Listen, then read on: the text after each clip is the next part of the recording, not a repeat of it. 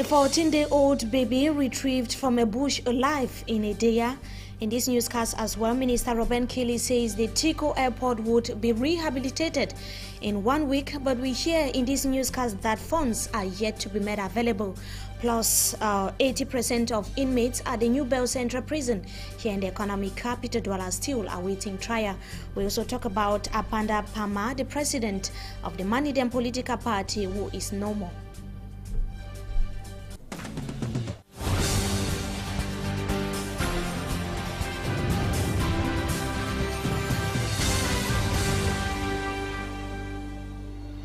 Good evening to you viewers. We thank you so much for joining us in this edition of the 6 p.m. newscast on Equinox Television. We begin right away.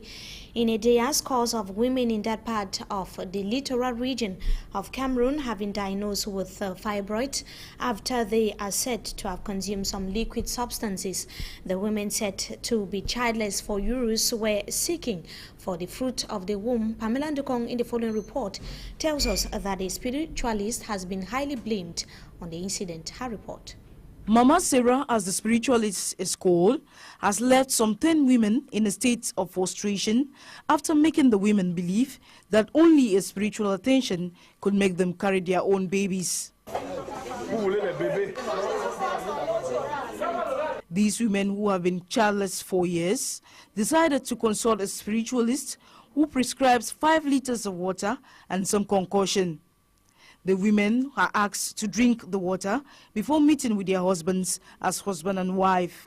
So I started with her that 2012 on the phone. She collected 2,400 francs and I bought 10 liters of water, pure water. She blessed the water and I went with it. In a day, I came back to a day. On December, I started bleeding. I called her, I said, Mama, I'm bleeding. The result of Mama Sarah's prescription is a swollen stomach. The women have been carrying the swollen stomach for more than 9 months, some more than a year, with no baby coming forth. The women say they bleed twice a month, and whenever they complain to the spiritualist, she will say, Bleeding, no, that is dirty. Dirty is coming out. During this period of pregnancy, the women tells us they have done series of echography, which proves there is no baby in their wombs. But when they complain this to Mama Sarah, she will tell them such spiritual babies are not seen through echography. Lately, one of the victims decided to go for a last echography where a medical doctor examined her and discovered what she was carrying in her stomach is the fibroid disease. Now the women are left in disillusion. All they cry for is the spiritualists to return their health back to normal. Mama Sarah is presently detained at the gendarmerie for questioning.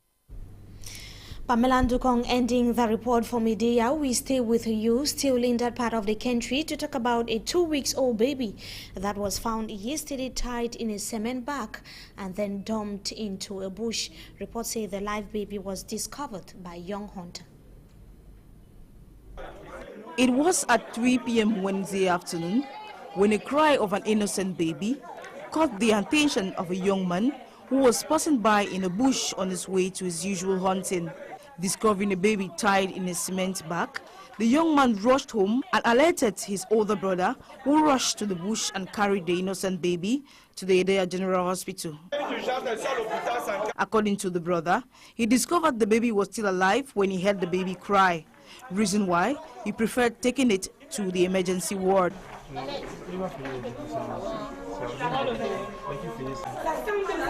After examining the baby, the medical doctor found out that the baby is just 2 weeks old and has been exposed to many diseases. The doctor suspected that the baby must have been abandoned. In the meantime, the 2-week-old baby is being given medical attention while elements of the gendarmerie have opened investigations. Now the Israeli Prime Minister or the Israeli Ambassador to Cameroon, Nadav Cohen, has pledged to prioritize agriculture while in the country. The ambassador visited Equinox Television, that was today, to familiarize himself with the media structure as well as some other broadcasting houses here in the economic capital Douala. And Befokwa compiled the following report.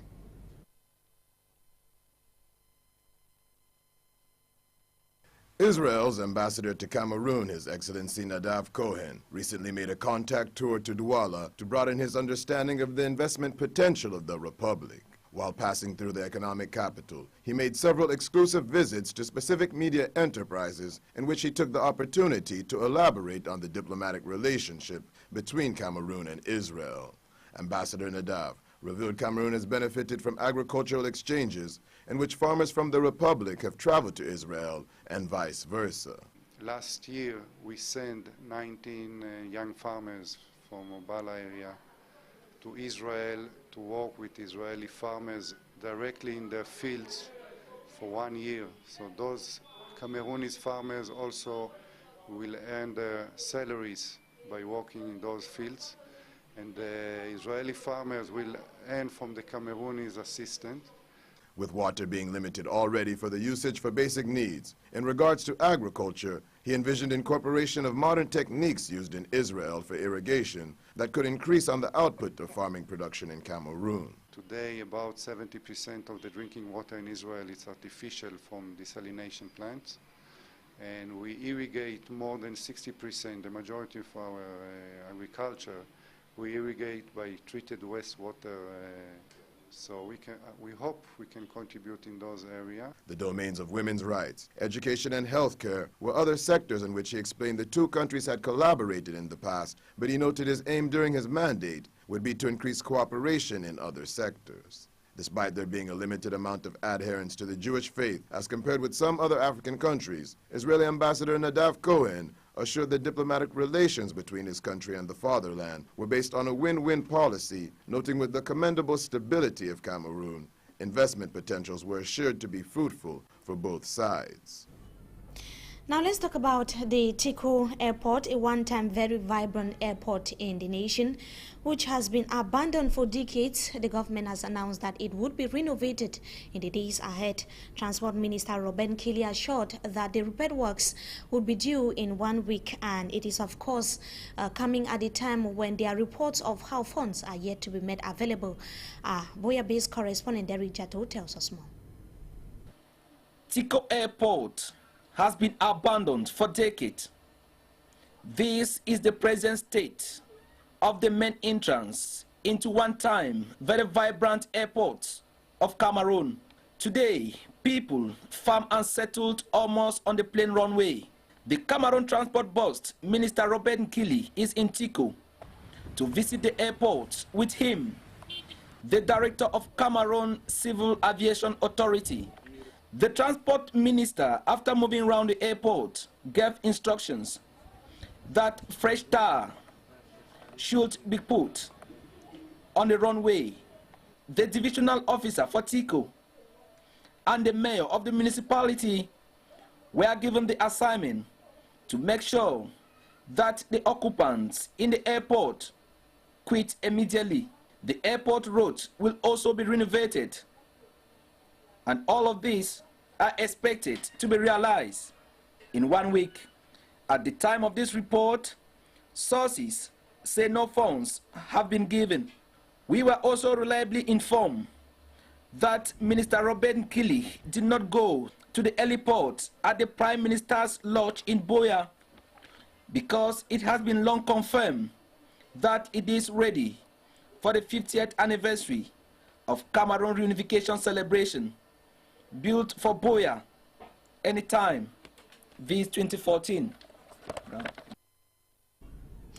And just to note that the Transport Minister was equally here in the economic capital, Douala, where he frowned at the bad state of the airport that's here in the city of Douala.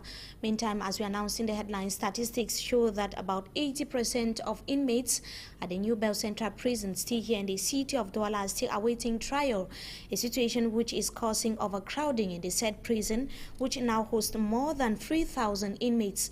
And most of the detainees who are in custody lack the means to hire the services of a lawyer. Jacques Kinge spoke to a legal mind in the city of Douala today and compiled the following report.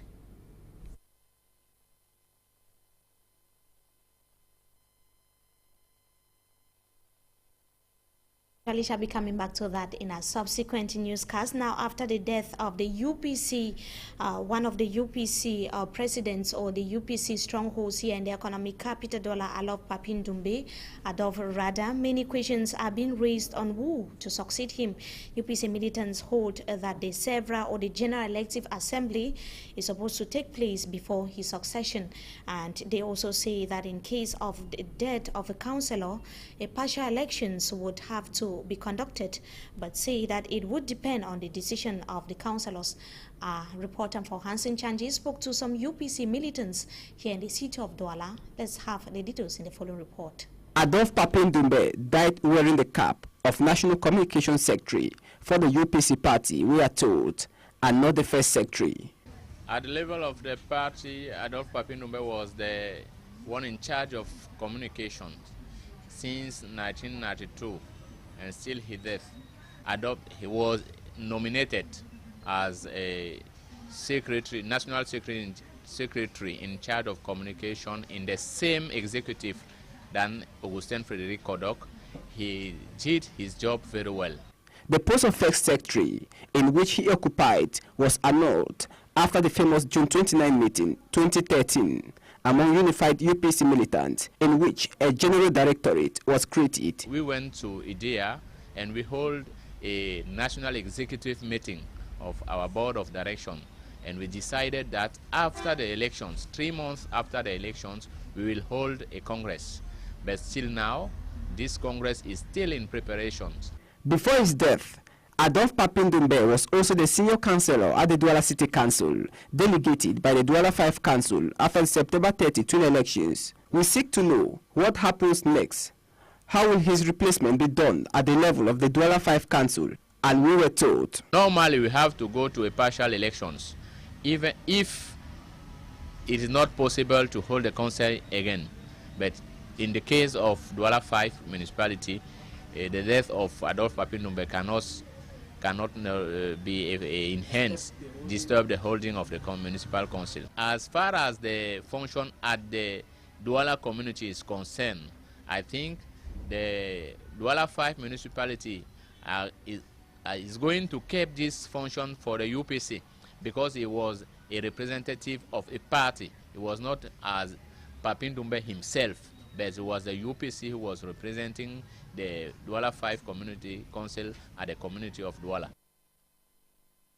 At the age of 66, Adolf Papin-Doumbé died as a journalist and also an author. He worked in several print media houses as well as written several books that was here in the city of Douala and also in Cameroon at large.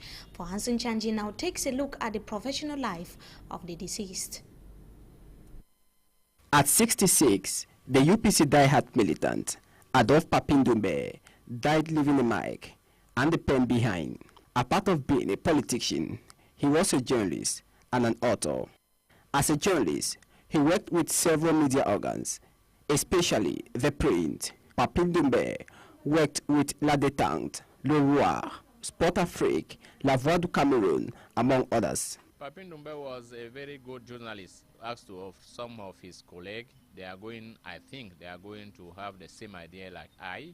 He was also a prolific writer. He wrote 4 novels, including his famous The First, after the attempted coup d'etat in 1984, Cameroon, Heure de Vérité, Accusé, levez-vous. This is not to say that he was at that time defending the Biya regimes. No, he was he's remained very critical about Biya's regime, but he was a militant and a patriot who was proposing what the UPC is trying to defend in Cameroon. Le renouveau, 10 ans après, mais où va Biya? Pour le Cameroun, je porte plainte. He also wrote extensively on the life of former First Secretary Augustin Frederic Kodok, titled Kodok, l'étudiant et le politique. That means he tried to show how Kodok, since his young, the first year when he was young, he was really concerned about the national questions of Cameroon. Try to show that while working as a civil servant, Augustin Frederic always tried to give the chance of those Cameroonians who was working hard. To militants of the UPC party, the UPC has not only lost a member, but a journalist, an author, and an inspirator. Yes, UPC have lost a very great man, but like you say, one dies and another emerge. And just another sad story, barely a day after the demise of Adolphe Papi Ndoumbe, another prominent political figure here in the economic capital Douala and also in the nation at large, died. That was today. Abanda Pama, president of the Manidem political party, died today in Paris, France, after suffering from liver problems. Sources said that the deceased traveled last week to France, where he was due to undergo an operation. We shall be coming back to that in a subsequent newscast. Back here in the city of Douala, statistics show that about 80% of inmates in the Douala Central Prison still have to undergo trial, a situation which is causing overcrowding in the said prison, which now hosts more than 3,000 inmates. Most of the detainees who are in custody lack the means of hiring the services of a lawyer. Jage Kwekinge reports. The most recent report published by the National Commission for Human Rights and Freedom on the situation of the prisons in Cameroon, and particularly that of the Douala Central Prison, describes it as deplorable. Originally constructed for 800 inmates, the Douala Central Prison now hosts some more than 3,000 inmates, thereby making living conditions in that prison less to be desired. According to the report, more than 80% of these inmates are awaiting trial, most probably because they cannot afford to hire the services of a lawyer to defend them in court. What does the Cameroon law say about the issue of lawyer for the poor? Barrister Faye Henry is a jurist.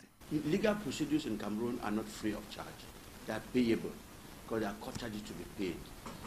But the law provided for legal aid and state brief. State brief concerns people in criminal matters wherein the maximum penalty is the death penalty. Once the maximum penalty is the death penalty and you cannot afford a lawyer, the state automatically gives you a lawyer. Yeah, they call that state brief. Apart from that, there's legal aid, both for criminal matters. But how is that applicable in Cameroon, and what should be done for a prisoner to benefit from the services of a government lawyer? But if you feel that you are indigent, you can apply for legal aid. So it is upon the application of the offender or the accused person. The state only automatically gives in the case of state briefs. In the case of legal aid, it is the litigant who applies. The legal mind also think the non-availability of government lawyers to defend poor prisoners is not the only factor causing overcrowding in our prisons. The population of Cameroon is about 20 million. And with more population and more business, the more the crime waves. So it is not only because of the accused persons who are awaiting trial don't have lawyers. It is also because the crime wave has gone up and our laws are not being applied. The situation can be ameliorated if the government carries out some certain reforms, especially in the judiciary sector. And a brief note on sports before we meet our guest tonight. Former Lions coach Jean-Paul Akono is currently receiving treatment at the Yaoundé General Hospital after going into a coma. His condition has remained preoccupying since his admission to hospital that was last December 31st, 2013. Family sources said or have blamed his health condition on financial constraints after refusal to pay his salary by the Cameroonian government. That brings us to the end of this segment of the news. Up next is Talking Point.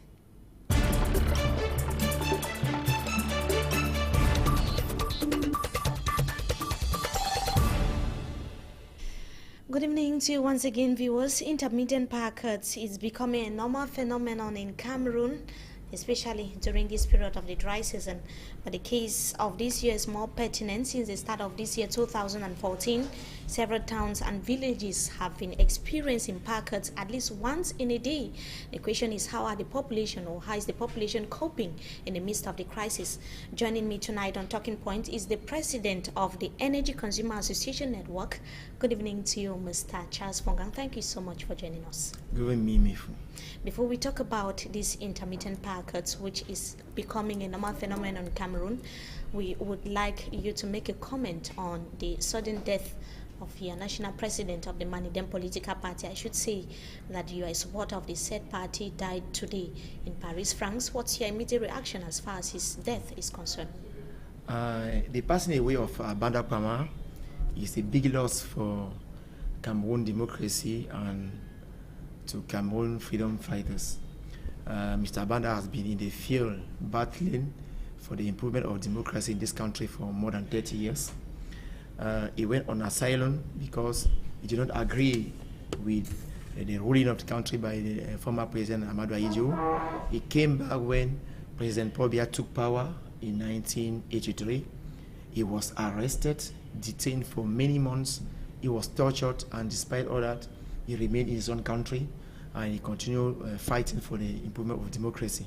So we believe, the Manidem members believe that it is a great loss also for our party, for young Cameroonians who believe that another Cameroon is possible.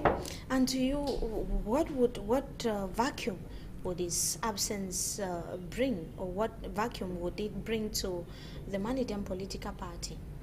His death? What would be the impact? Yeah, it's a great loss because, Abada Pama is one of the founders of the party.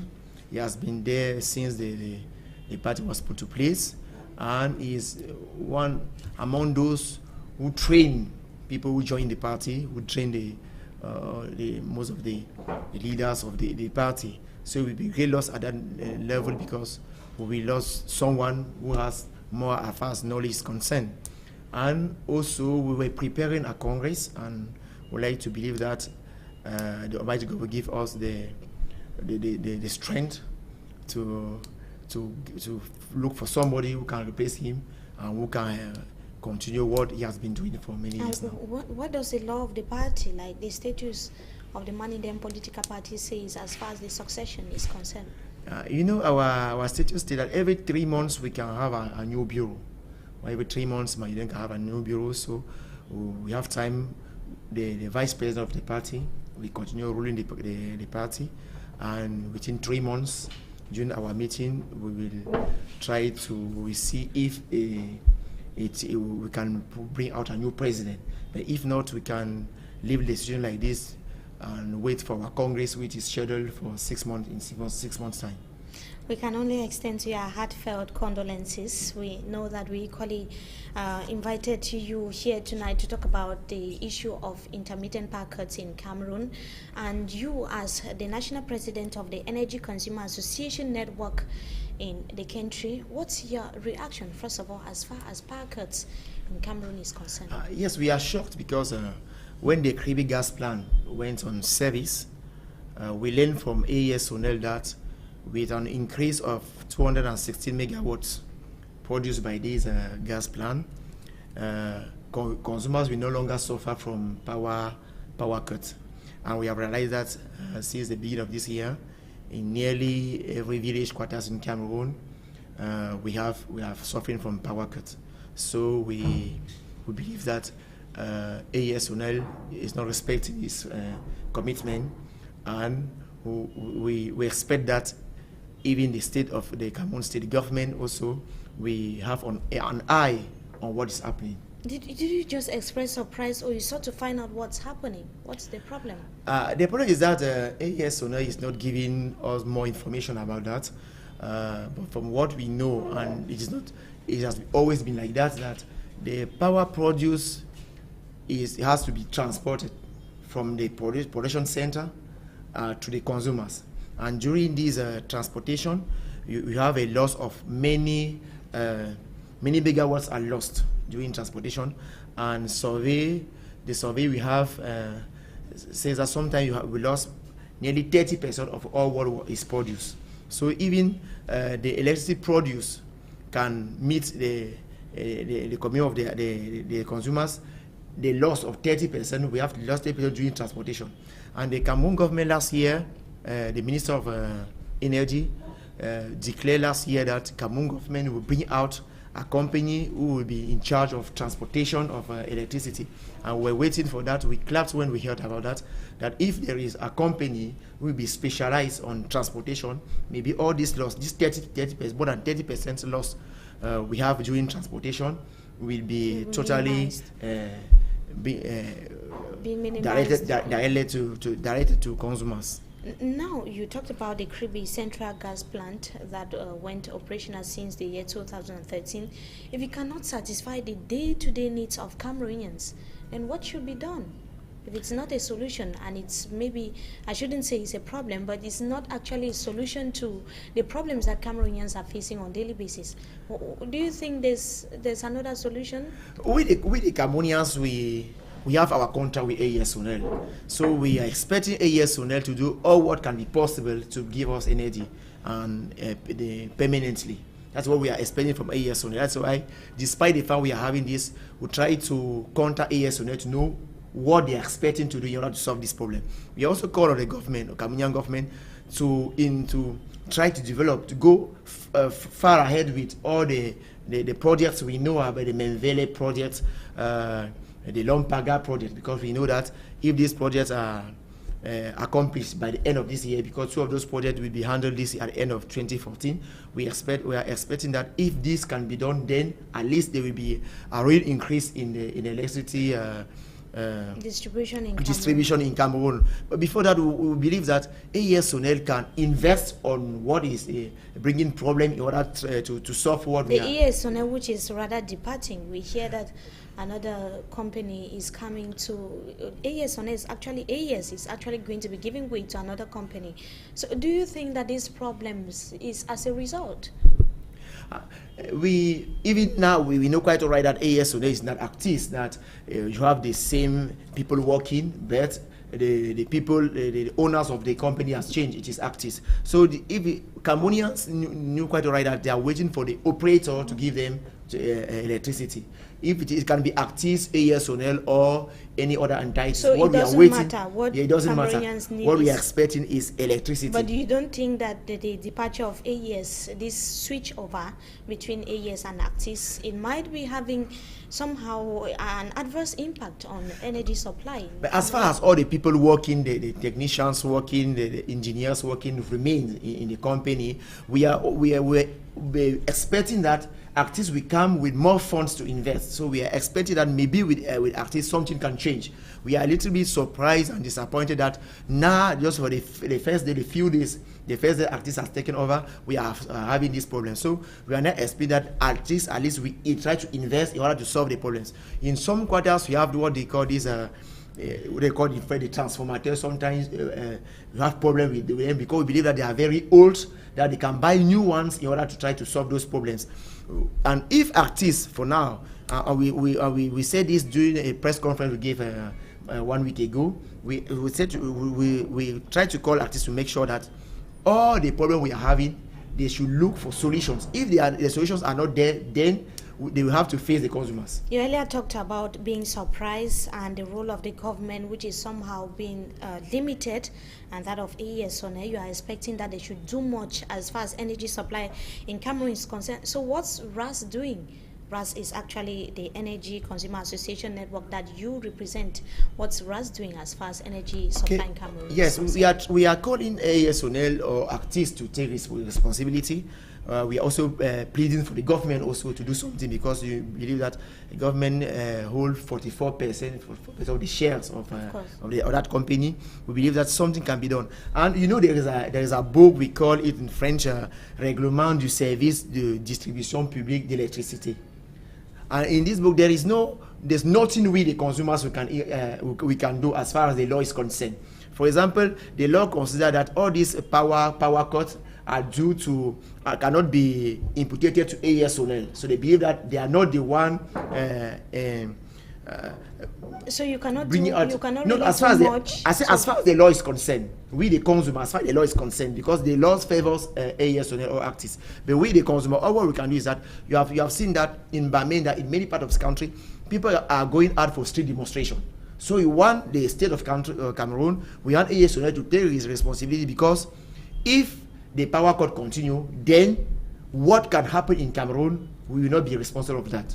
You will not be responsible. Yes, the Energy Consumer Association Network will not be responsible. That they should take their responsibility, because as far as people are angry, really angry, because they are facing power cuts sometimes for weeks, and now they have started with street demonstration, and they can go, they can do more than street demonstration. For how long will people continue to live like that? Let's talk about the existence of RAS that you are representing. For how long will Cameroonians continue to live like that? What's on the negotiating table? What's happening? What should Cameroonians do? What should they expect in a few days from now? We have the promise from AES so that for the forthcoming days, something will be done in order to solve the problem. So we are waiting, and if that is not done, then we will look for what to do. I've placed to us other energy consumers association that we should meet and to bring out a memorandum to present to AES or ACTIS and other to the government in order to look for solutions. And how soon will you be meeting problem to solve this problem? No, we believe that before Saturday, because the meeting is scheduled before the end of this week. Thank you so much for joining us tonight on Talking Point. We hope to have you some other time again. We thank you so much for coming. Thank you, Mimi. To our viewers, welcome once again, and thank you so much for joining us tonight on Talking Point. And in this edition of the 6 p.m. newscast on Equinox Television, good evening to you once again.